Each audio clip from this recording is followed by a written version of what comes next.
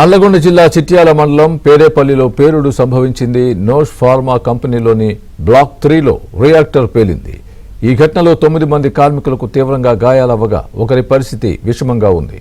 ఇదే ఫార్మా కంపెనీలో ఏప్రిల్ 9న కూడా రియాక్టర్ పేలి ఇద్దరికి తీవ్రంగా గాయాలయ్యాయి. 20 రోజుల వ్యవధిలో 2 ఘటనలు జరిగాయి.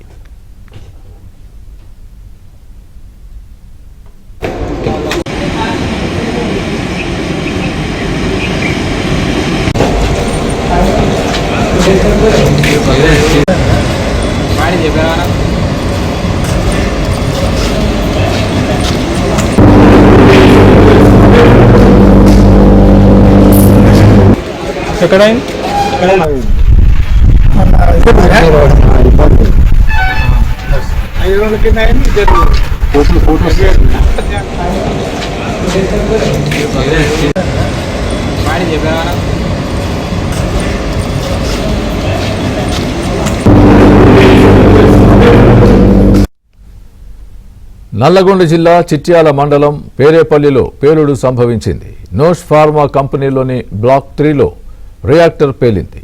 ఈ ఘటనలో 9 మంది కార్మికులకు తీవ్రంగా గాయాలవ్వగా ఒకరి పరిస్థితి విషమంగా ఉంది. ఇదే ఫార్మా కంపెనీలో ఏప్రిల్ 9న కూడా రియాక్టర్ పేలి ఇద్దరికి తీవ్రంగా గాయాలయ్యాయి. 20 రోజుల వ్యవధిలో 2 ఘటనలు జరిగాయి.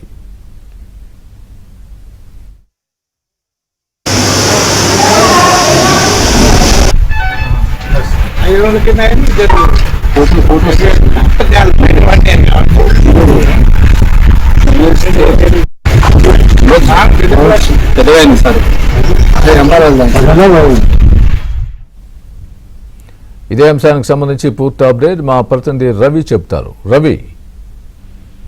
స్వామి, నల్గొండ జిల్లా చిట్యాల మండలం పేరేపల్లి గ్రామ శివార్లో ఉన్నటువంటి నోష్ ఫార్మా ల్యాబ్ లో బ్లాక్ 3లో రియాక్టర్ పేలింది. ఈ ఘటనలో ఒక్కసారిగా స్థానికులు ఉలిక్కిలు పడ్డారు. బ్లాక్ లో రియాక్టర్ పేలిన సమయంలో 9 మంది కార్మికులు పనిచేస్తున్నట్లుగా మనకైతే సమాచారం అంతా ఉంది.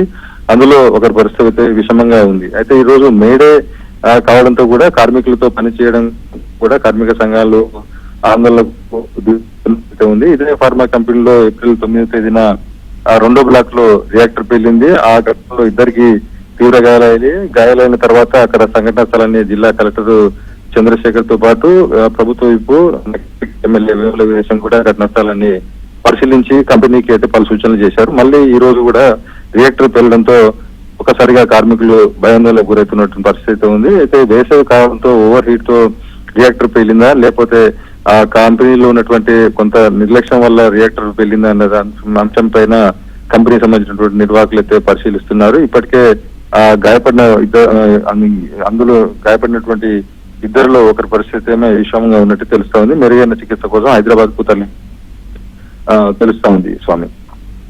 Right, thanks for the update.